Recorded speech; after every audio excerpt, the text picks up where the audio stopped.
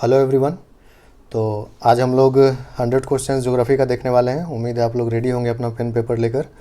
Format बिल्कुल वैसा ही रहेगा और यहाँ पर मैंने इंडियन ज्योग्राफी का क्वेश्चन जो है वो ज़्यादा रखा है, कंसीडरिंग कि जेपीएससी ने भी वैसा ही किया था लास्ट टाइम। तो मे भी इंडियन ज्योग्राफी को ज़्यादा तरजीह देता है, तो मैंने भी वही किया है। और वर्ल्ड ज्योग्राफी से क्वेश्चन जो है कम है, बहुत मिनिमम है, नहीं के बराबर। ओके, वर्ल्ड ज्योग्राफी या फिर जनरल ज्योग्राफी से। ओके, तो बेसिकली ये इंडियन ज्योग्राफी का ही टेस्ट समझिए इसको, है ना।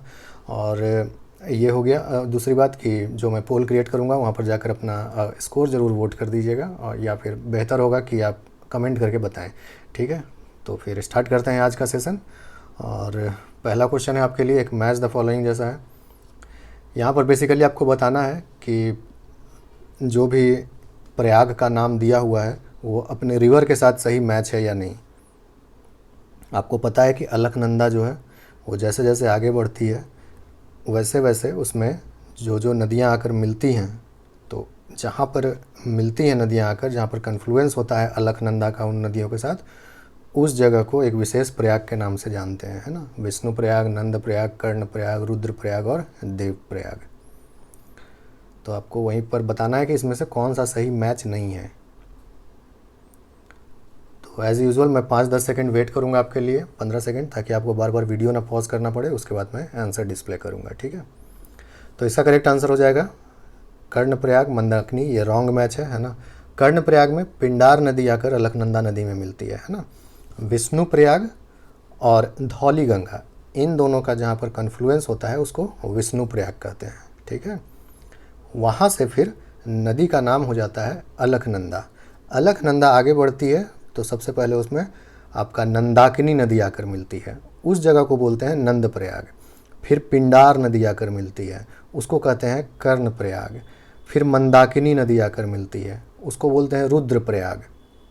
और लास्ट में भगीरथी आकर मिलती है। सबको पता है भगीरथी और अलकनंदा का जहाँ पर संगम है उसको देव प्रयाग कहते हैं, ठीक है। तो ये इंपॉर्टेंट है, याद रखिएगा। ये सब गंगा का हेड स्ट्रीम्स है ना। और अलकनंदा और भगीरथी जब देव प्रयाग में मिल जाती है तो उसी के आगे फिर गंगा नदी के नाम से जानी जाती है ना। Meteors burn up in which layer of the atmosphere. ये कुछ जनरल ज्योग्राफी से जो मैंने बोला कि बहुत कम क्वेश्चन है, उसी में से एक है। ऑप्शंस देखकर आंसर कर लीजिए, फिर मैं बताता हूँ आपको। तो इसका करेक्ट आंसर हो जाएगा ऑप्शन सी। ओके, मीजोस्फेयर में मीटियोर्स बर्न करना शुरू कर देते हैं, ठीक है। Tropic of cancer does not pass through which state. Tropic of cancer जितने भी स्टेट से पास होते हैं उन सब का नाम आपको पता होना चाहिए एक तरफ से, है ना। वो स्टेट्स हैं गुजरात, राजस्थान, मध्य प्रदेश, छत्तीसगढ़, झारखंड, वेस्ट बंगाल, त्रिपुरा और मिज़ोरम। तो कौन सा राज्य नहीं है? मणिपुर। ओके, कितने राज्यों से होकर गुजरती है, ऐसे भी क्वेश्चन पूछा जा सकता है ना। Okay, India shares longest land border. सबसे लंबा लैंड बॉर्डर किस देश के साथ साझा करता है भारत?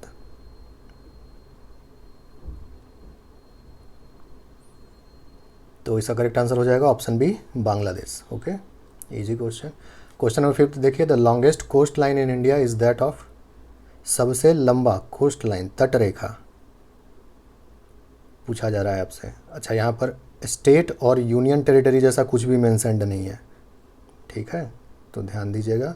इसका करेक्ट आंसर हो जाएगा option C, Andaman and Nicobar islands. Okay, इसका सबसे लंबा तट रेखा है। अगर दे देता है कि सबसे लंबा तट रेखा किस राज्य का है तो फिर गुजरात हो जाता आंसर। ओके, क्वेश्चन नंबर 6 देखिए, सबसे उत्तर में कौन स्थित है? इन चारों में आपको बताना है सबसे उत्तर में कौन है, सबसे नॉर्दर्न मोस्ट।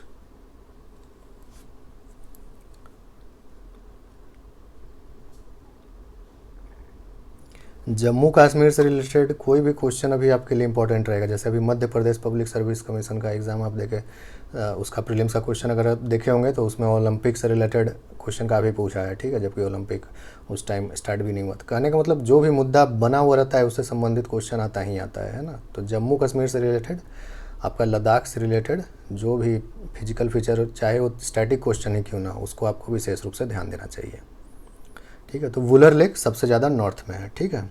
आपका सबसे पहले आपका पुंग रिजर्वायर होगा, उसके बाद फिर सो मोरिरी होगा, उसके बाद पैंगोंग सो और फिर Wular lake. Okay, which of the following is a cold wind? Again one of the few questions जो मैंने आपको जनरल ज्योग्राफी से दिया है, क्योंकि पूरा इग्नोर भी नहीं किया जा सकता है। ज़रूरी नहीं कि पिछली बार नहीं पूछा तो अब भी नहीं पूछेगा, है ना, क्योंकि उससे पहले पूछा है। तो इसका करेक्ट आंसर हो जाएगा ऑप्शन ए, मिस्ट्राल। तो इसमें बेसिकली क्या है कि आपको जितने भी कोल्ड विंड्स हैं और आपके वार्म विंड्स हैं, दोनों का नाम आप देख लीजिएगा। कुछ कुछ ही इंपॉर्टेंट है, हार्डली 4-5 है, 4 नाम तो यहीं पर दिया हुआ है ना। ये सब वार्म विंड्स हैं। फ़ोन जो टाइप का विंड होता है, चिनूक वही है। फ़ोन और चिनूक लगभग सेम है, ठीक है ना। फ़ोन आपको यूरोप में हो गया और चिनूक जो है आपको नॉर्थ अमेरिका में बोलते हैं उसी को, ठीक है। तो ये और लू तो आप जानते हैं, नॉर्दर्न इंडिया में जो गर्म हवा चलता है उसको लू बोलते हैं। ओके, तो कुछ नाम है, ध्यान रखिएगा। Which is a general feature of peninsular reverse in India?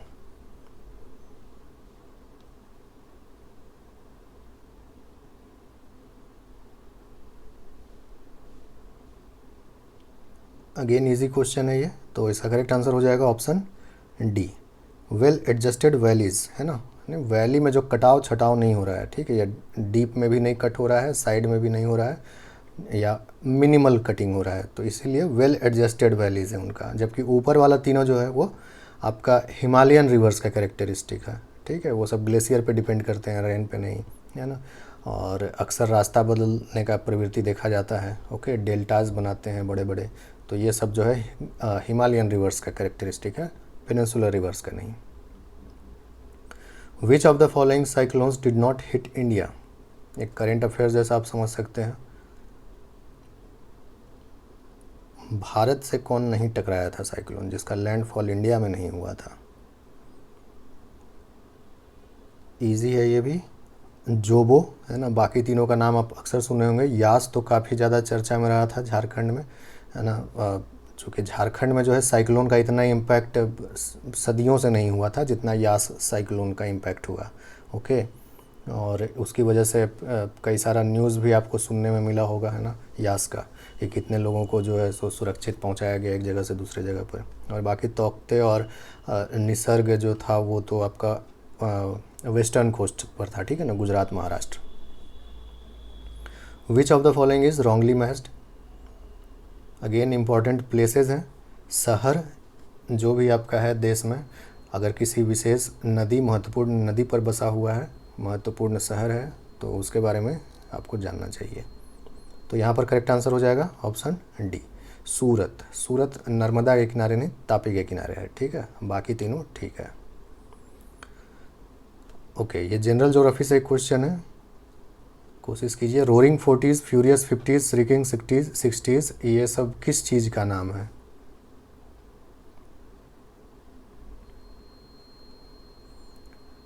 तो इसका करेक्ट आंसर हो जाएगा ऑप्शन ए, वेस्टर्लीज। जो सदर्न हेमिस्फेयर में वेस्टर्लीज है आपका, तो 40 डिग्री से 65 डिग्री के अराउंड वहाँ पर उसका जो वेग होता है जो बहुत ज़्यादा होता है, ठीक है, लगभग वो तूफान जैसा चलता है वहाँ पर। तो इसीलिए 40 डिग्री पैरेलल के अराउंड जो है उसको रोरिंग 40 बोला जाता है ना। 50 डिग्री पैरेलल के अराउंड उसको फ्यूरियस 50 और 60 डिग्री के अराउंड उसको श्रिकिंग 60 बोला जाता है, ठीक है। ध्यान रखिएगा, नॉट वेरी इंपॉर्टेंट, लेकिन जानना चाहिए। ओके, आपको बताना है ईस्ट सिंहभूम, झुंझुनू, मलंजखंड, ये सब तीनों में क्या कॉमन है, कौन सा मिनरल के लिए फेमस है ये सब।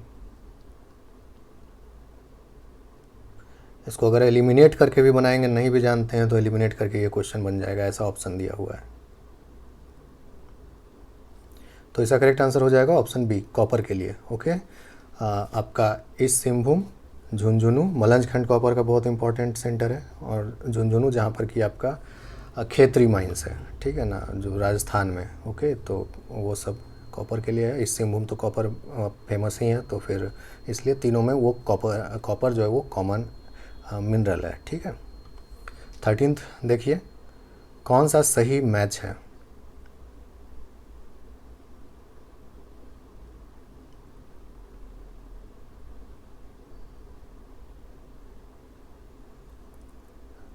तो इसका करेक्ट आंसर हो जाएगा option A, eri silk Assam famous है उसके लिए, ओके। और मुगा सिल्क भी आसाम में होता है ना। और झारखंड में आप लोग पढ़े होंगे अगर झारखंड, तो जानते होंगे कि तसर सिल्क जो है झारखंड उसके लिए सबसे ज़्यादा महत्वपूर्ण सेंटर है ना। और बाकी मलबरी सिल्क आपका कर्नाटक में होता है, ठीक है। तो ये तीनों गलत मैच था। आपका एरी सिल्क आसाम सही मैच है, ओके। और कर्नाटका तो सिल्क का सबसे बड़ा उत्पादक भी है, शायद मैं क्वेश्चन दिया भी हूँ आपको आगे। Where would you find DFC type of climate age पर कोईपन?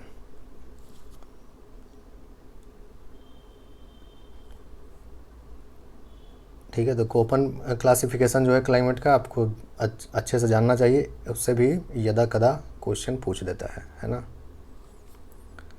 तो इसका करेक्ट आंसर हो जाएगा option D, Arunachal Pradesh, okay. आपका जम्मू कश्मीर में कैसा है, पोलर टाइप है, ओके, ई टाइप क्लाइमेट। और अरुणाचल प्रदेश में आपका ये है। इसमें क्या होता है, शॉर्ट समर होता है ना, विंटर होता है मोस्टली, और वो भी ह्यूमिड विंटर होता है अरुणाचल प्रदेश में, ठीक है। तो आप पढ़िएगा वो तो समझ में आएगा, अभी कितना एक्सप्लेन करूँगा आपको। DFC इसीलिए क्लाइमेट टाइप है अरुणाचल प्रदेश का। विच of the following is an example of inland drainage? Inland drainage यानी जो समंदर तक नदी नहीं पहुंच पाता है।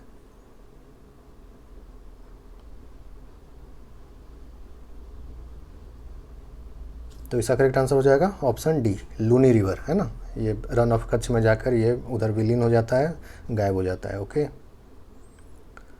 Which of the following is wrongly matched? ये इम्पॉर्टेंट आपका रिफाइनरी सेंटर है, और स्टेट के साथ आपको उसको मैच कराना है, बताना है कौन सा गलत मैच है।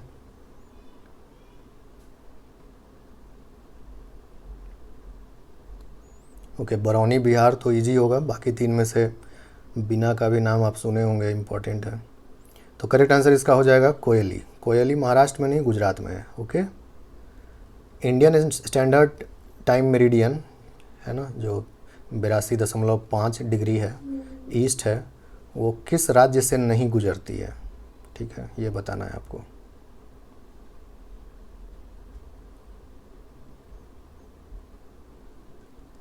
तो इसका करेक्ट आंसर हो जाएगा ऑप्शन ए, तमिलनाडु से नहीं गुजरती है, ठीक है। उत्तर प्रदेश, मध्य प्रदेश, छत्तीसगढ़, उड़ीसा, आंध्र प्रदेश, ओके, इन राज्यों से होकर गुजरती है, याद रखेंगे, तमिलनाडु से नहीं।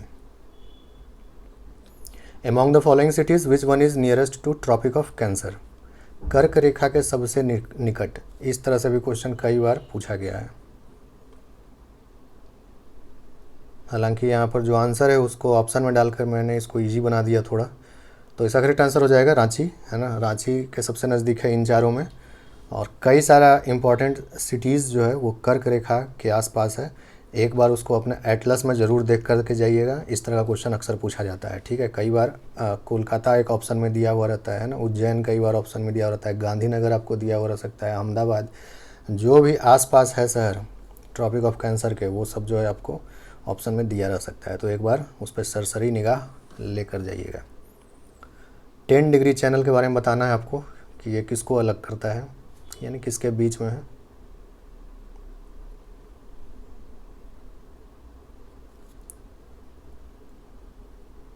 तो इसका करेक्ट आंसर हो जाएगा option D, Andaman and Nicobar islands, है ना।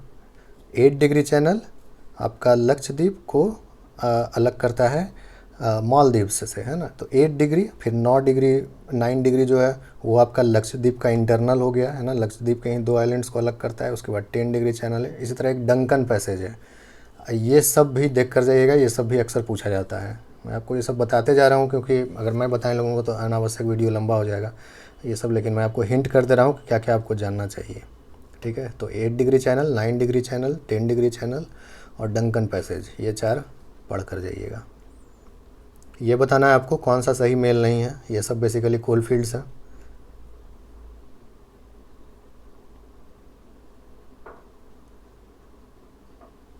तो इसका करेक्ट आंसर हो जाएगा ऑप्शन सी, ओके। ये तेलंगाना में है ना, सिंगरेनी जो है तेलंगाना में है, छत्तीसगढ़ में नहीं है, बाकी ठीक है।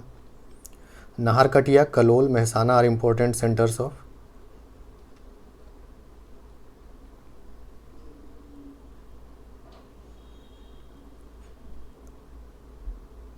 मिनरल रिसोर्सेज वाला चैप्टर से भी हमेशा क्वेश्चन पूछा जाता है, ठीक है। तो ये सब ऑयल फील्ड्स है ना, इंपॉर्टेंट ऑयल फील्ड्स है हमारे देश का।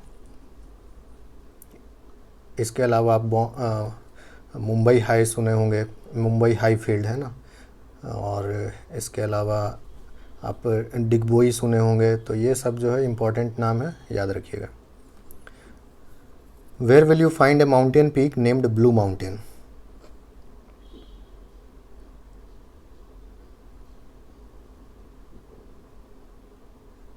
तो इसका करेक्ट आंसर हो जाएगा ऑप्शन बी, मीज़ो हिल्स, जिसको लुसाई हिल्स भी कहते हैं, ठीक है। लुसाई हिल्स या मीज़ो हिल्स एक ही है। ओके, इन पोर्ट्स को आपको नॉर्थ से साउथ की तरफ अरेंज करना है। आराम से टाइम लेकर कीजिए अगर जानते हैं तो।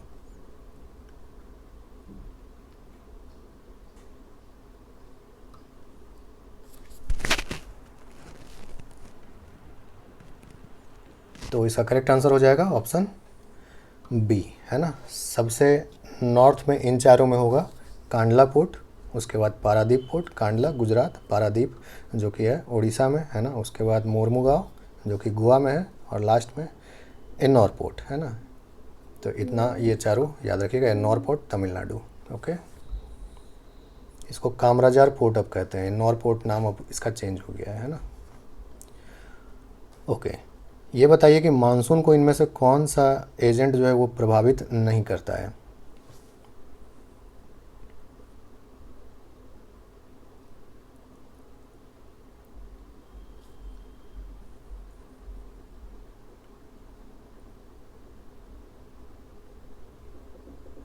तो इसका करेक्ट आंसर हो जाएगा ऑप्शन डी, है ना। ये तीनों जो है मानसून को प्रभावित करता है इंडिया में, है ना। लोकेशन ऑफ ITCZ से ही उसका तय होता है मानसून का एंट्री जो है इंडिया में। जेट स्ट्रीम्स और जो साइक्लोन्स है, साइक्लोनिक डिप्रेशंस है बे ऑफ बंगाल का, वो सब डिसाइड करता है कि बारिश का इंटेंसिटी कैसा रहने वाला है ना, पार्टिकुलरली ईस्टर्न और सेंट्रल इंडिया में। उसके अलावा आपका एल नीनो तो प्रभावित करता ही करता है, आपको पता है। एल नीनो इवेंट की वजह से मानसून कम हो जाता है, नेगेटिवली इम्पैक्ट करता है ना। ला नीना की वजह से पॉजिटिवली इम्पैक्ट करता है मानसून को, ओके। तो ये सब एजेंट्स जो हैं वो सब मानसून को प्रभावित करते हैं। मानसून इंपॉर्टेंट टॉपिक है, पढ़ते जाएंगे। For north south highways the highway number is. आपको पता है कि जो हाईवे का नंबर्स है वो सबको नया तरह से अब चिन्हित किया जाता है ना। तो आई डोंट नो कि आप इस पर कभी ध्यान दिए हैं या नहीं।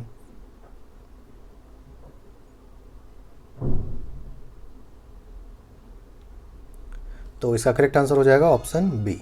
जो नॉर्थ से साउथ डायरेक्शन की तरफ हाईवे है वो इवन नंबर में होता है, ठीक है। और जो ईस्ट से वेस्ट की तरफ होगा वो ऑड नंबर में होगा। अब इसमें भी बढ़ेगा और घटेगा कैसे? तो जो नॉर्थ साउथ वाला हाईवे है वो ईस्ट से वेस्ट की ओर उसका नंबर बढ़ता जाता है ना। जैसे कोलकाता से चेन्नई वाला जो हाईवे होगा उसका नंबर कम रहेगा और इवन रहेगा। लेकिन वही अगर आप देखिएगा कि आप मान लीजिए अहमदाबाद से आप मुंबई की तरफ जाएंगे तो अगेन नॉर्थ साउथ हुआ, तो इसका नंबर इवन रहेगा और वो ज़्यादा नंबर करेगा, ठीक है ना। इधर वाला जैसे अगर 2-4 रहेगा ईस्ट इंडिया वाला, तो वेस्ट इंडिया वाला रहेगा आपका 50s में 60s में, है ना। तो उस तरह से, ओके। तो इसको एक बार देख लीजिएगा, आप लोग पूछ सकता है ये सब, या फिर आपको एलिमिनेट करने में भी बनेगा अगर कभी कोई हाईवे के बारे में पूछता है तो, अगर ये जानकारी रहेगा तो। विच of the following soils has highest expense in India? USDA taxonomy के अनुसार ICAR जो है भारत का सॉइल को डिवाइड किया है 7 तरीकों में, प्लस एक अदर्स भी है। तो आपको जानना चाहिए कि कौन सा सबसे ज़्यादा है। तो इंसेप्टिसोल्स जो ऑर्डर है सॉइल का वो सबसे ज़्यादा है देश में, ओके। श्रीहरिकोटा आइलैंड ये कहाँ लोकेटेड है?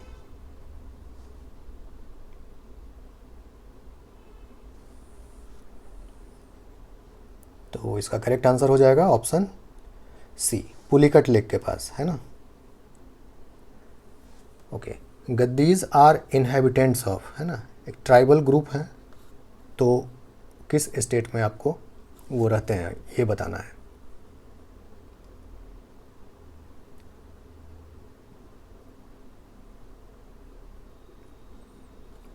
तो करेक्ट आंसर हो जाएगा इसका हिमाचल प्रदेश, ओके।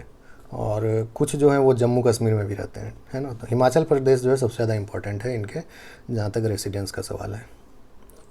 कोयना, घाट प्रभा, माल प्रभा, ये सब किसकी सहायक नदियाँ हैं?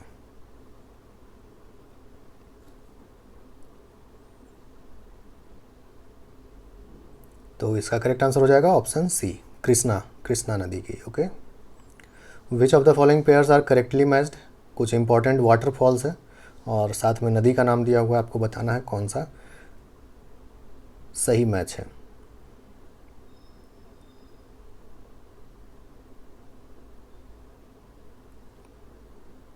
तो करेक्ट आंसर इसका हो जाएगा option B, 2 and 3 correctly matched है। जोग फॉल्स श्रावती नदी, शिव समुद्रम फॉल्स कावेरी नदी, कपिल धारा फॉल्स जो है वो नर्मदा नदी पर है, गोदावरी पर नहीं। ये आपको बताना है, कुछ इंपॉर्टेंट डैम या रिजर्वायर का नाम दिया हुआ है यहाँ पर, आपको बताना है कि कौन सा करेक्टली मैच्ड है।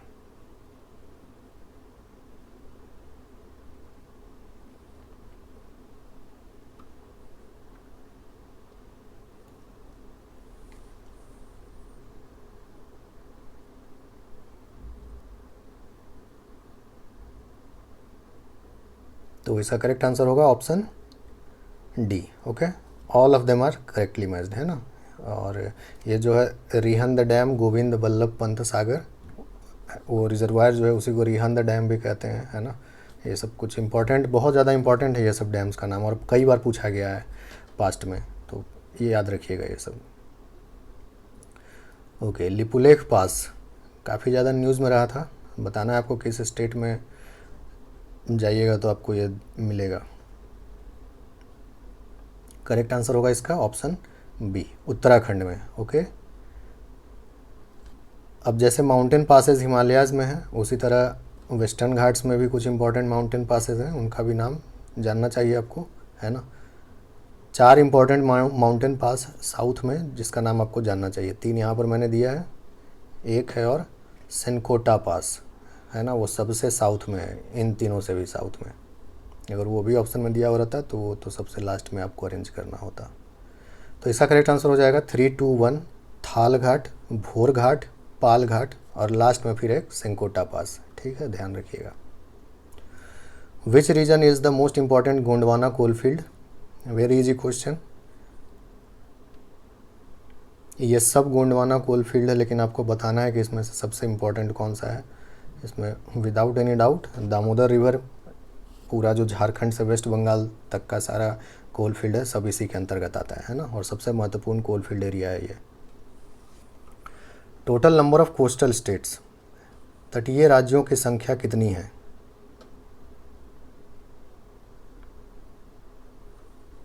तो इसका करेक्ट आंसर होगा ऑप्शन डी, 9, है ना। गुजरात, महाराष्ट्र, गोवा, कर्नाटक, केरल, तमिलनाडु, आंध्र प्रदेश, उड़ीसा, वेस्ट बंगाल, याद रखिएगा। The largest silk producing state in India is, okay, ये इजी हो गया कंसिडरिंग कि मैंने किसी क्वेश्चन में बोल दिया। तो इसका करेक्ट आंसर होगा ऑप्शन बी, है ना, कर्नाटक। सिल्क बोर्ड भी वहीं है, हेडक्वार्टर पता होगा आपको, बेंगलुरु में। विच of the following shifting agriculture practice is not correctly matched with its state? Slash and burn agriculture का ये सब आपका नाम है, तो किस स्टेट के साथ यूज होता है, कौन सा नाम, ये आपको बताना है। तो करेक्ट आंसर इसका हो जाएगा option B. Okay, Kuruba. JPSC का अगर पढ़ाई कर रहे हैं तो पता होगा, ये झारखंड में ये यूज़ होता है नाम, ठीक है, हिमाचल प्रदेश में नहीं, बाकी ठीक है। पोड़ू आंध्र प्रदेश, पूनम केरल, और झूम असम में कहते हैं। Which of the following is incorrectly matched?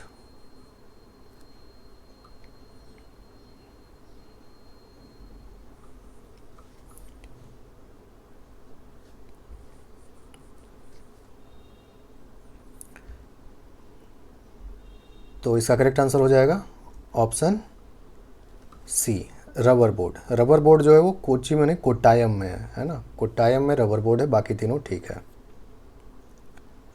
What is India's rank in the world in coal production, है ना। कोल मिनिस्ट्री का एक रिपोर्ट के अनुसार भारत जो है at present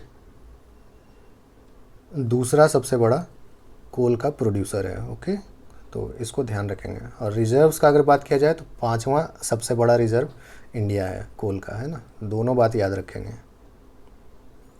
winter rains in northern India is mainly caused by, again easy है, अगर एक बार ही पढ़े होंगे तो आपको याद होगा। तो ठंड के दिनों में जो रेन होता है नॉर्दर्न इंडिया में बेसिकली वेस्टर्न डिस्टर्बांसेस की वजह से होता है ना। वेस्टर्न डिस्टर्बांसेस जो एक्स्ट्रा ट्रॉपिकल साइक्लोन है मेडिटेरेनियन के अराउंड, वही इंडिया तक कैरी हो जाता है वेस्टर्लीज के साथ, ठीक है। At which of the following places there will be least difference in day and night temperatures,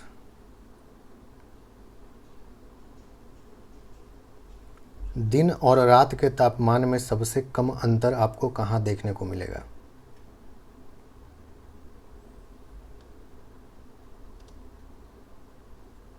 ये सब एलिमिनेशन मेथड से ही बन जाएगा अगर आपको कॉन्सेप्ट नहीं है तो, है ना। तीन जो है बिल्कुल एक जैसा है, बिल्कुल एक जैसा नहीं कहेंगे लेकिन आसपास है, और एक शहर ही जो है वो थोड़ा अलग है बाकियों से, वो है कोची जो कि समंदर के किनारे है ना।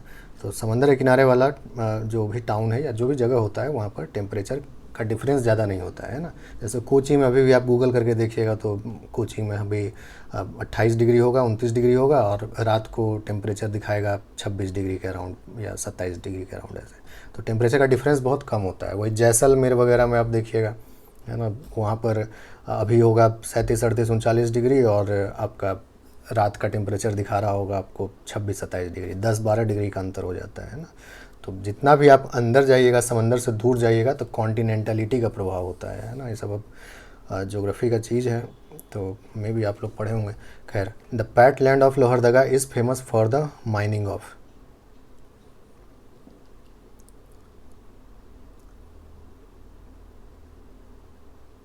बॉक्साइट टाउन भी कहते हैं लोहरदगा को, है ना। तो बॉक्साइट के लिए फेमस है।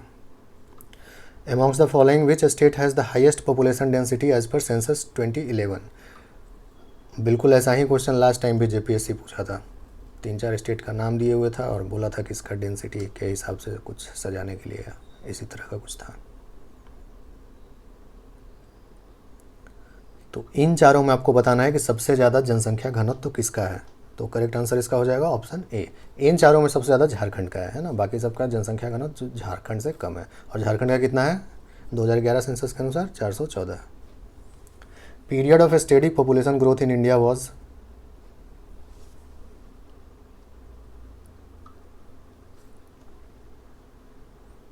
तो करेक्ट आंसर इसका हो जाएगा ऑप्शन बी।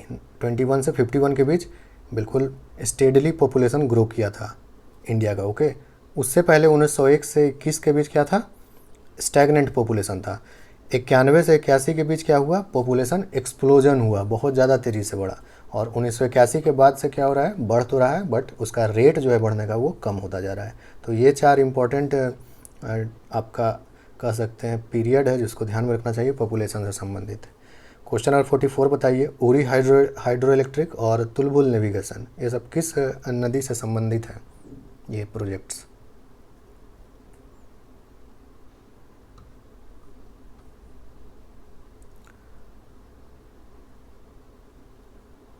तो करेक्ट आंसर इसका हो जाएगा ऑप्शन बी, झेलम नदी, है ना।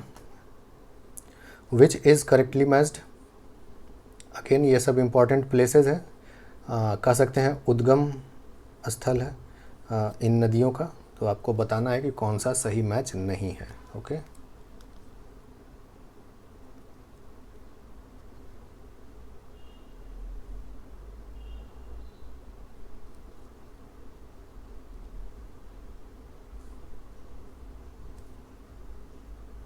तो इसका करेक्ट आंसर हो जाएगा ऑप्शन 3, है ना। कावेरी ब्रह्मगिरी हिल्स सही मैच है। ओके, सही मैच बताना था, नॉट इनकरेक्ट। तो कावेरी हिल्स ब्रह्मगिरी हिल्स से निकलती है, टू बी प्रिसाइज जहाँ से निकलती है कावेरी नदी उसको कावेरी ताल बोलते हैं ना, जो कि ब्रह्मगिरी हिल्स में ही है। ओके, और महाबलेश्वर और त्र्यंबकेश्वर जो है वो उल्टा लिखा हुआ है। महाबलेश्वर कृष्णा का उद्गम स्थल होगा और गोदावरी का त्र्यंबकेश्वर। ओके, तो ये सब याद रखेंगे। और अमरकंटक तो आपका उधर हो गया, महानदी तो आपका इधर छत्तीसगढ़ में आपका दंडकारण्य के पास से निकलती है ना, तो मतलब ही नहीं है, वो काफ़ी दूर वाला ऑप्शन दे दिया था मैंने। खैर 46 देखिए, विच of the following is not a right bank tributary of Ganga. Right bank left bank tributary I hope कि आप समझते होंगे, है ना। नदी के बहने की दिशा में खड़े हो जाइए, तो जो बाएं हाथ तरफ से आ रही है वो लेफ्ट बैंक ट्रिब्यूटरी, जो दाएं हाथ तरफ से आ रही है वो राइट बैंक ट्रिब्यूटरी। ओके, तो गंगा नदी को महानंदा जो है वो राइट बैंक ट्रिब्यूटरी नहीं है, वो लेफ्ट बैंक ट्रिब्यूटरी है ना। यमुना और सोन जो है वो राइट बैंक ट्रिब्यूटरी है आपका। ओके, उसके अलावा एक दामोदर भी हो जाता, लेकिन कह सकते हैं कि दामोदर हुगली में जाकर मिलती है, तो फिर उसको यहाँ पर मैंने इसलिए वो ऑप्शन में नहीं दिया था। ठीक है, तो महानंदा जो है वो राइट बैंक ट्रिब्यूटरी नहीं है। Which of the following is a glacial landforms. Fluvial landforms और आपका जितना भी विंड से लैंडफॉर्म बनता है, और उसके अलावा आपका कोस्टल लैंडफॉर्म्स, सारा का कम से कम नाम आपको पता होना चाहिए। कैसे कौन सा बनता है उतना ज़रूरी नहीं है जानना, लेकिन एटलीस्ट नाम पता होना चाहिए कि किस वजह से कौन सा लैंडफॉर्म बनता है। तो इसका करेक्ट आंसर हो जाएगा एस्कर्स। ओके, ध्यान रखिएगा, एस्कर्स हो गया, सर्क हो गया, ये सब ग्लेशियल लैंडफॉर्म होता है। ओके, क्वेश्चन नंबर 48 बताइए, विच of the following Indian states does not share border with Bhutan. Bhutan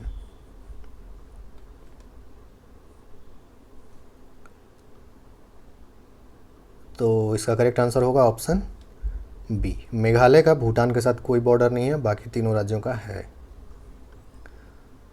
which of the following states has an international boundary on it's 3 sides. 3 तरफ से जो है अंतर्राष्ट्रीय सीमा रेखा है उस स्टेट में।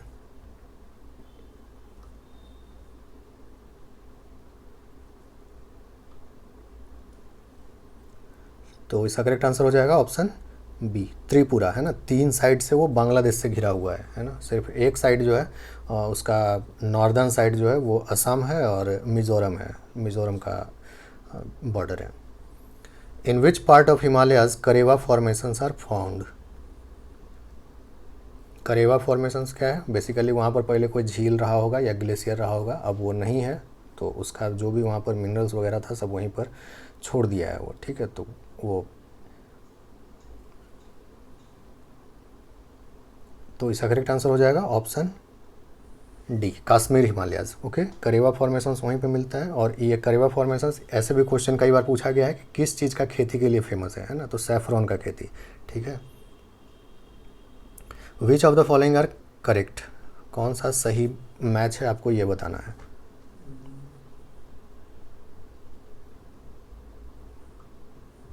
ये इंपॉर्टेंट पासेज है आपका,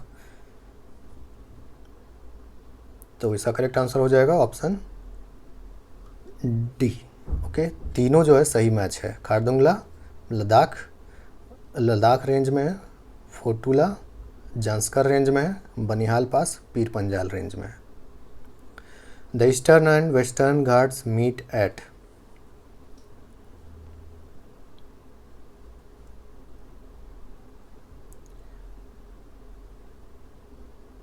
अगेन इजी क्वेश्चन, इसका करेक्ट आंसर हो जाएगा ऑप्शन ए, नीलगिरी हिल्स के पास ईस्टर्न और वेस्टर्न घाट्स मिलते हैं। The correct west to east sequence of following relief features. बिल्कुल ऐसा ही क्वेश्चन जो है जेपीएससी पिछली बार भी पूछा था आपसे, है ना। जैसे वहाँ पर भी महादेव हिल्स था दिया हुआ, इसके अलावा वहाँ पर एक मैकाल हिल्स था दिया हुआ, और 2 नाम था, है ना। तो ये इंपॉर्टेंट प्लेटो और हिल्स भी जो है देख कर जाइएगा अपना एटलस में। तो यहाँ पर करेक्ट आंसर हो जाएगा ऑप्शन डी। सबसे पहले सतमाला वेस्ट में है, सबसे वेस्ट में इन चारों में, है ना। उसके बाद गाविलगढ़ हिल्स है, उसके बाद महादेव हिल्स है, और लास्ट में गरजट हिल्स है। Which of the following is incorrect, तो ये इंपॉर्टेंट न्यूक्लियर पावर प्लांट्स है, आपको बताना है कौन सा किस राज्य में है। इनकरेक्ट बताना है, कौन सा गलत मैच है। तो इसका करेक्ट आंसर होगा ऑप्शन ए, कालपक्कम। आंध्र प्रदेश में नहीं, तमिलनाडु में है ना। कुदनकुलम और कलपक्कम दोनों तमिलनाडु में है, बाकी सब ठीक है। कायगात, तारापुर और नरोरा, ठीक है। और कई सारा न्यूक्लियर पावर प्लांट्स जो है वो अब अप्रूव भी हुआ है ना, तो आपको वो सब का लोकेशन भी पता होना चाहिए, तो एक बार देख लीजिएगा। मैं जब आपको बताता हूँ ये सब चीज़, तो अगर आप सिर्फ ये सब भी नोट करते जाएंगे कि क्या क्या चीज़ देखना है, तो आपको कई सारा मतलब प्रोबेबल क्वेश्चन जो है आपका कवर हो जाएगा, है ना। तो इम्पॉर्टेंट पावर प्लांट्स जो है, न्यूक्लियर पावर प्लांट्स, वो सब बन रहा है, आपको उसका लोकेशन भी पता होना चाहिए। अच्छा, इसमें आपको बताना है कौन सा गलत मैच है। Which of the following is correct, है ना, सही मैच बताना है कौन सा सही है।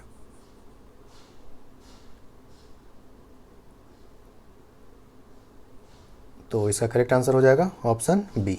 Okay, Indira Gandhi canal north west India, correct. Sharda canal Ganga plains में, लेकिन बकिंगम कैनाल जो है साउथ वेस्ट कोस्टल प्लेन नहीं, उसको कह सकते हैं साउथ ईस्ट कोस्टल प्लेन कह सकते हैं, वहाँ पर वो जो है होता है ना, वो आपका आंध्र प्रदेश और तमिलनाडु कोरोमंडल कोस्ट के अराउंड है वो, ठीक है। तो साउथ वेस्ट नहीं, साउथ ईस्ट होना चाहिए था।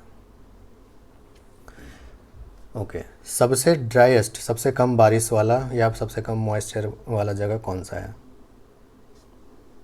इन चारों में? तो अगेन इजी है मेरे ख्याल से ये, है ना। लेह जो है सबसे कम बारिश वाला जगह है, इसीलिए उसको कोल्ड डेजर्ट कहते हैं, चूँकि ठंडा है तो कोल्ड डेजर्ट कहते हैं। वहाँ पर जो नॉर्मल इंसान के दिमाग में सेट रहता है कि रेगिस्तान में राजस्थान में जो है सो काफ़ी कम बारिश होता है, ऐसा नहीं है, वहाँ पर भी लेह में उससे भी कम बारिश होता है ना, जैसलमेर जैसा जगह से भी कम बारिश होता है। तो ध्यान रखिएगा, लेह जो है काफ़ी कम बारिश के लिए फेमस है। Which of the following soils of India is most suitable for cotton cultivation? Again very easy question इसको।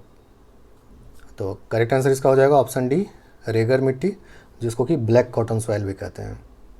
क्वेश्चन नंबर 58 बताइए, the largest soil group in India is?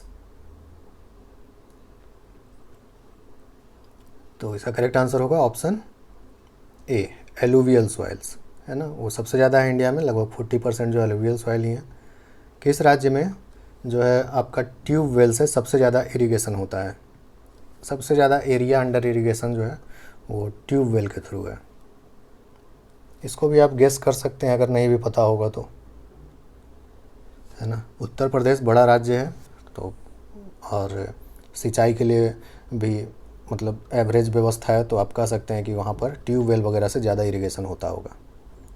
Which state has largest percentage of area under irrigation?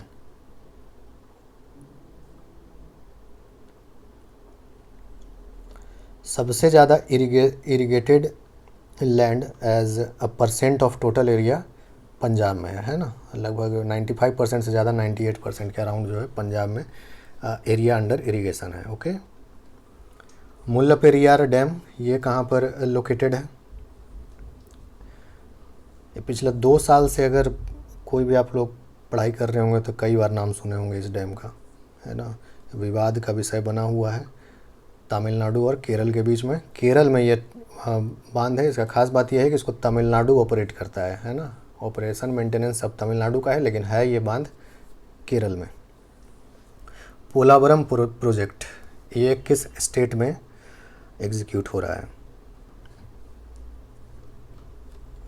तो इसका correct answer होगा option सी, आंध्र प्रदेश में execute कराया जा रहा है पोलावरम प्रोजेक्ट। ओके, गोदावरी नदी पर, वो भी ध्यान रखिएगा, east Godavari west Godavari district जो है वहीं पर है। ये बताइए, the longest bridge of India Dhubri Phulbari bridge will connect, है ना, अगले 4-5 सालों में ये बनकर तैयार हो जाएगा ऐसा कहा जा रहा है। अभी हाल ही में इसका कह सकते हैं फाउंडेशन स्टोन ले किया गया। तो ये कनेक्ट करेगा असम और मेघालय को, है ना, धुबरी असम में, फुलबारी मेघालय में कनेक्ट होगा। ओके, और ये जो है सो बनने के बाद देश का सबसे लंबा ब्रिज होगा, 19 किलोमीटर लगभग इसका लेंथ है। साइक्लोन निवार ये जो है किसके तट से टकराया था, कहाँ पे इसका लैंडफॉल हुआ था कह सकते हैं?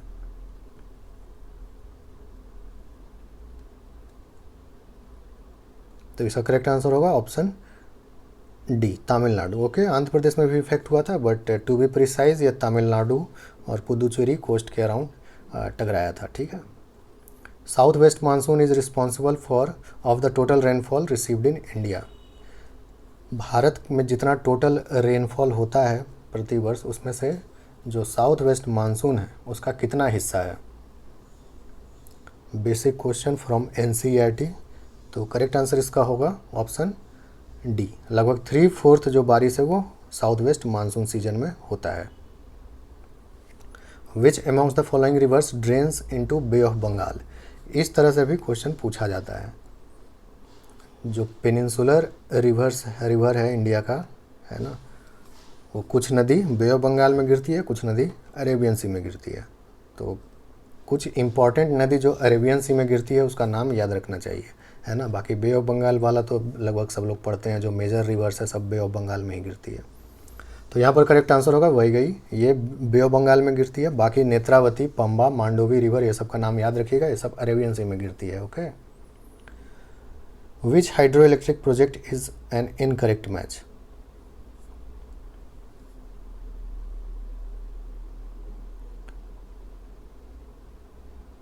तो इसका करेक्ट आंसर हो जाएगा ऑप्शन डी, श्रीशैलम, है ना। गोदावरी नहीं, वो कृष्णा पर है ना। मैथन बराकर ठीक है, टेहरी भगीरथी, शिवसमुद्रम, कावेरी नदी, ये सब ठीक है। Which of the following is suitable for dry land farming? Dry land farming जहाँ पर थोड़ा बहुत सिंचाई का व्यवस्था किया जा सके, है ना, मोस्टली ड्राई कंडीशंस ही रहेगा वहाँ पर। तो इसको भी आप एलिमिनेशन से बता सकते हैं। जूट में तो पानी ही पानी चाहिए, शुगर केन में, है ना, व्हीट में भी। तो ग्राउंड नट इसका होगा correct answer. Which state has maximum cattle population as per 20th live stock census? तो 20वां लाइव स्टॉक सेंसस के अनुसार कैटल का सबसे ज़्यादा आबादी किस राज्य में है? तो इसका करेक्ट आंसर होगा ऑप्शन सी, पश्चिम बंगाल में, वेस्ट बंगाल में। 70th देखिए, the oldest oil field in India is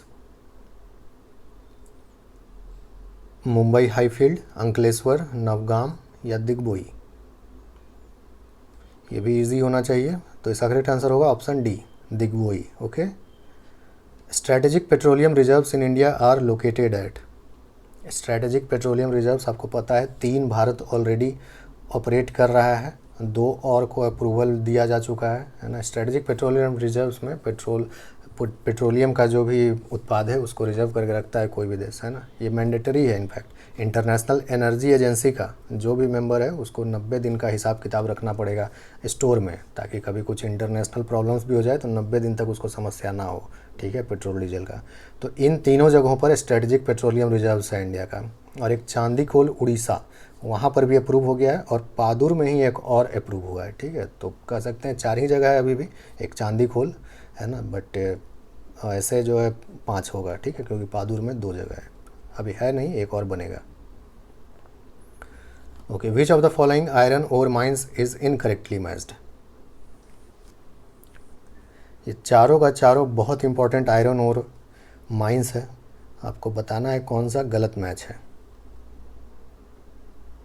B तो सबको पता होगा। ओके, तो इसका करेक्ट आंसर हो गया ऑप्शन सी, कुद्रेमुख। ये आंध्र प्रदेश में नहीं, ये कर्नाटक में है, ये वाला माइन, ठीक है। बाकी बादाम पहाड़ उड़ीसा ठीक है, दलीराजरा छत्तीसगढ़ ठीक है, नोआमुदी झारखंड ठीक है। What is India's rank in world in crude steel production?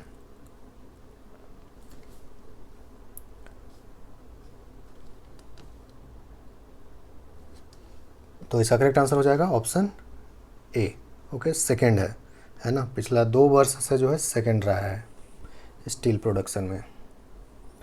Ghatshila in Jharkhand is a major centre for handicrafts of?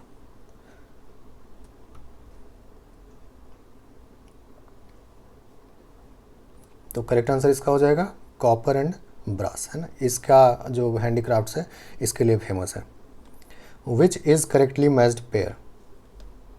Important public sector company है और उसका मैन्युफैक्चरिंग प्लेस का नाम दिया हुआ है ना। ऐसा नहीं है कि सिर्फ वहीं मैन्युफैक्चर होता होगा, बट वो जो है one of the most important places है मैन्युफैक्चरिंग यूनिट का।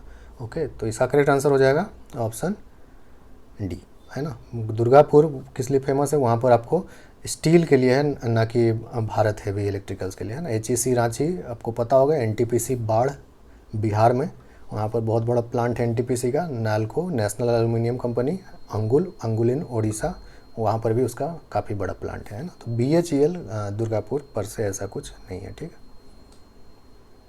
विच इज़ इनकरेक्टली मैच्ड, ये भी आसान है अगर एलिमिनेशन मेथड से बनाना शुरू किए तो, नहीं भी अगर डायरेक्टली जान रहे होंगे तो आंसर तक पहुंच जाएंगे आप, है ना।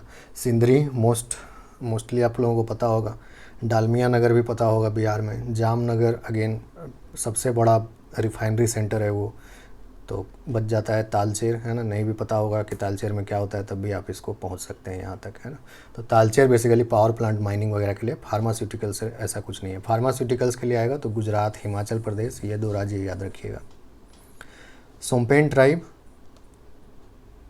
कहाँ रहती है बताना है आपको। तो करेक्ट आंसर होगा option C, Andaman and Nicobar islands के सारे ट्राइब्स का नाम याद रखिएगा, कोई भी पूछा जा सकता है, नहीं भी पूछा जाएगा तो एलिमिनेट करने में आपको काम आएगा। Which one of the following is the largest linguistic group in India,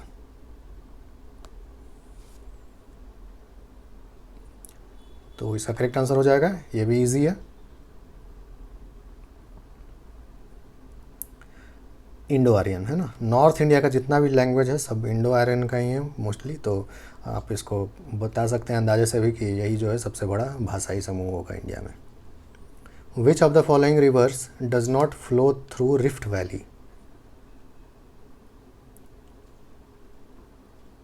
ठीक है। 4-5 नदी है देश में इम्पॉर्टेंट जो कि रिफ्ट वैली से होकर गुजरती है, तो ऐसा नहीं है कि पूरी की पूरी नदी रिफ्ट वैली में से बहती है, लेकिन उसका कोर्स में कहीं ना कहीं रिफ्ट वैली रहता है, इसीलिए कहा जाता है कि रिफ्ट वैली से जा रही है ना।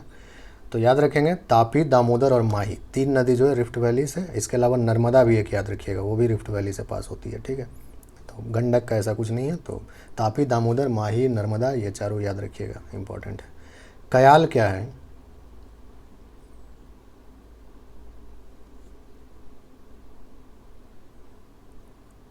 तो कयाल जो है बेसिकली क्या है, वो बैक वाटर्स है, केरला में उसको बैक वाटर्स कहते हैं ये, तो मतलब लगून जैसा होता है, ओके, तो उसी को कयाल कहते हैं वहाँ पर। 81 देखिए, विच इज़ इनकरेक्टली मैच्ड, ये अगेन काफ़ी टाइम बाद एक जनरल ज्योग्राफी से क्वेश्चन दिया हूँ मैं। ये सब बेसिकली क्या है, ट्रॉपिकल साइक्लोन है, जैसे इंडिया में ट्रॉपिकल साइक्लोन को साइक्लोन कहते हैं, चक्रवात कहते हैं, उसी तरह ट्रॉपिकल साइक्लोन को अलग अलग जगहों पर अलग अलग नाम से जाना जाता है ना। तो इसका करेक्ट आंसर हो जाएगा टाइफून, है ना। टाइफून जो है वो यूएसए में नहीं कहते हैं, अटलांटिक और यूएसए के अराउंड उसको हरिकेन बोलते हैं। टाइफून जो है नॉर्थ वेस्ट पैसिफिक में कहते हैं, ठीक है, आपका फिलीपींस, चाइना वगैरह के अराउंड उसको कहा जाता है टाइफून, ठीक है। तो टाइफून जो है यूएसए गलत मैच है, ओके। बाकी फिलीपींस में भी टाइफून ही कहते हैं, बट वहाँ पर उसका एक लोकल नाम भी है जिसको बागियो कहते हैं, है ना।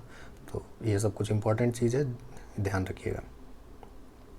विच of the following is wrongly matched, okay, ये अगेन एक जनरल ज्योग्राफी से क्वेश्चन है।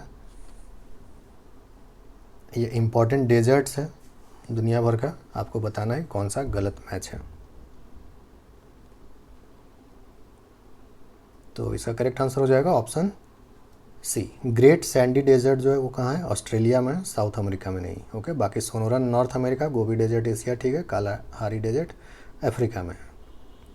Where are the great lakes situated, great lakes के बारे में आप लोग सुने होंगे, 5 लेक है टोटल, कई बार 4 लेक भी कई बुक में आप पढ़े होंगे, क्योंकि 2 लेक काफ़ी कनेक्टेड है तो इसीलिए उसको कई बार एक ही लेक माना जाता है, तो बट पढ़े होंगे इसके बारे में, है ना। यूएसए कनाडा का बॉर्डर पर, है ना, उत्तरी अमेरिका, ग्रेट लेक्स उसी को कहते हैं।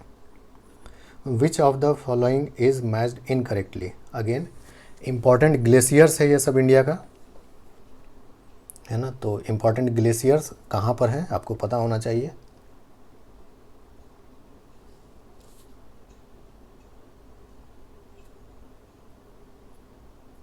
तो करेक्ट आंसर इसका हो जाएगा option D, Chandra. Chandra glacier जो है वो हिमाचल प्रदेश में, जम्मू कश्मीर में है ना। चंद्रा ग्लेशियर और भागा ग्लेशियर, ये दोनों जो है हिमाचल प्रदेश में है। चंद्रा से चंद्रा रिवर, भागा से भागा रिवर, दोनों मिलकर बनती है चंद्रभागा रिवर, सुने होंगे नाम आप, है ना। तो which is a wrong match of islands with corresponding states, कौन सा आइलैंड किस स्टेट में आपको देखने के लिए मिलेगा।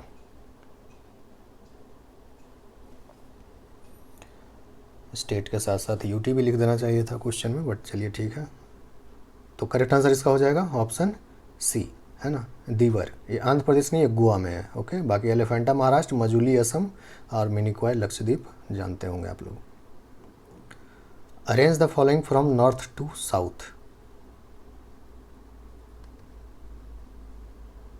ये इम्पॉर्टेंट प्लेन्स का नाम है देश का, तो आपको इसको नॉर्थ में जो सबसे है उससे फिर साउथ की तरफ बढ़ते हुए आपको इसको सजाना है।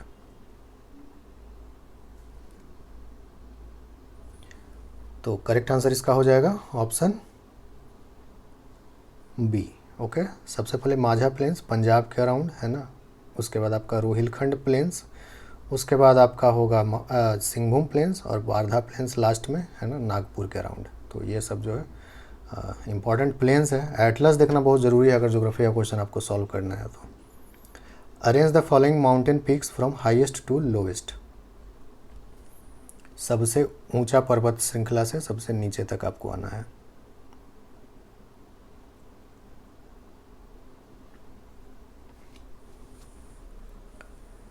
तो इसका करेक्ट आंसर होगा ऑप्शन ए 1, 3, 2, 4।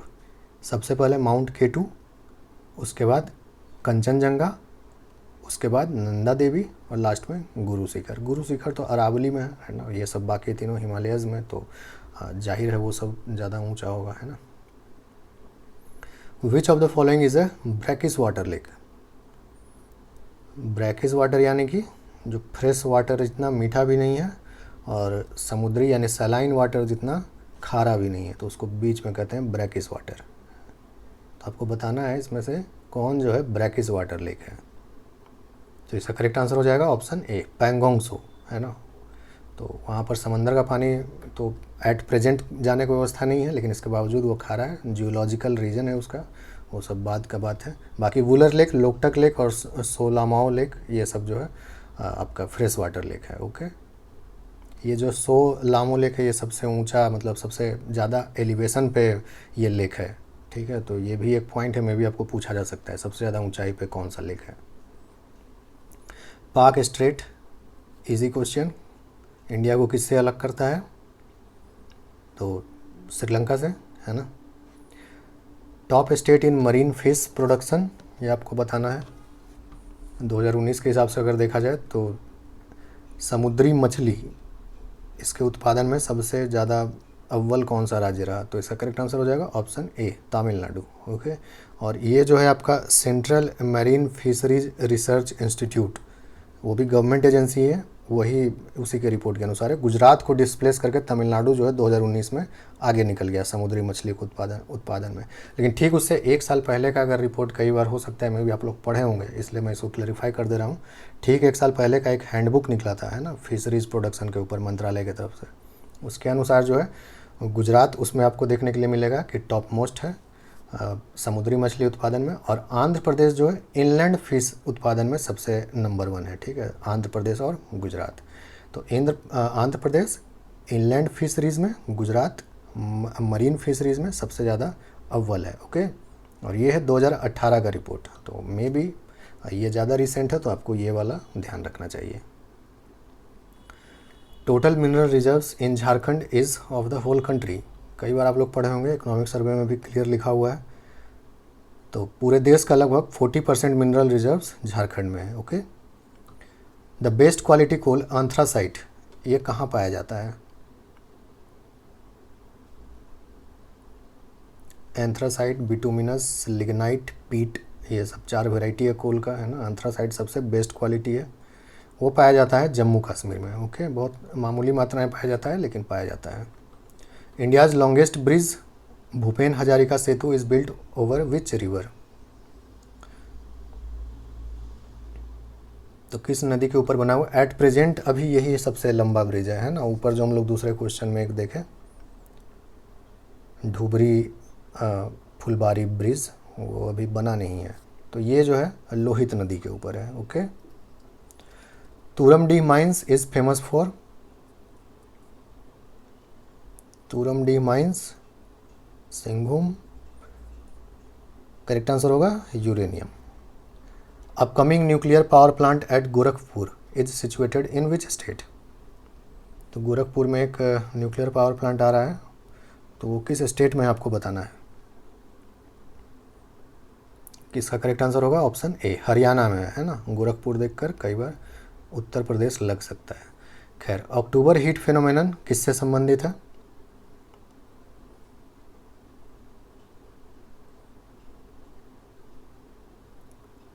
उमस और गर्मी अक्टूबर के महीने का, ये रिट्रीटिंग मानसून से संबंधित है ना। Local storms by the name काल बैसाखी, किस स्टेट में ये स्टॉर्म्स आता है, या स्टॉर्म्स आता है तो उसका नाम काल बैसाखी किस स्टेट में रखा गया। तो इसका करेक्ट आंसर हो जाएगा ऑप्शन बी। कुछ वेस्ट असम में भी कुछ जगहों पर इसको कहा जाता है उसी नाम से, लेकिन Paschim Bangal most important. Which of the following is correct. आपको पता है कि Andaman and Nicobar island group जो है वहाँ पर कुछ आइलैंड्स का नाम चेंज किया गया है ना। तो आपको बताना है कि इनमें से कौन सा सही मैच है।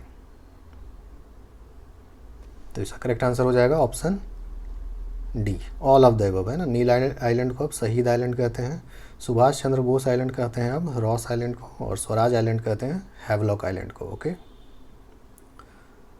99th question, a relief feature called as Dhand is in north western India, उसको क्या बेसिकली वो क्या होता है वही बताना है आपको। एक्चुअली ये जो धांड है, इसको ऊपर में इसके पहले वाले क्वेश्चन में भी इसका जो इंग्लिश नेम है वो मैंने दिया था एक क्वेश्चन में। तो ये बेसिकली क्या है, लेक है ना, कह सकते हैं ये टेम्पररी लेक्स होता है, इंटर माउंटेन लेक्स, इसी को प्लाया भी कहते हैं, जो ऊपर मैंने एक ऑप्शन में आपको दिया हुआ था। खैर, which amongst the following is the youngest physical feature of India. Last question. तो सबसे यंग फिजिकल फीचर हिमालयाज़ है ना, यंग फोल्ड माउंटेन्स पढ़ते होंगे आप लोग। बाकी विंध्यास, ईस्टर्न घाट्स, अरावलीज काफ़ी पुराना है, और ये सब in fact one of the oldest है इन द वर्ल्ड है ना, और हिमालयाज़ जो है वो काफ़ी नया है। तो ये 100 क्वेश्चंस था, और नेक्स्ट जो टेस्ट होगा आपका अगला संडे को वो होगा इंडियन पॉलिटी एंड गवर्नेंस के ऊपर। ओके। तो इसी तरह पढ़ाई करते रहिए, वीकली कीजिएगा, टारगेट रखिएगा तो आपको भी सुविधा होगा है ना। तो नेक्स्ट संडे को फिर एक नए टेस्ट के साथ मुलाकात होगा, तब तक अपना ख्याल रखिए और पढ़ाई करते रहिए। Thank you.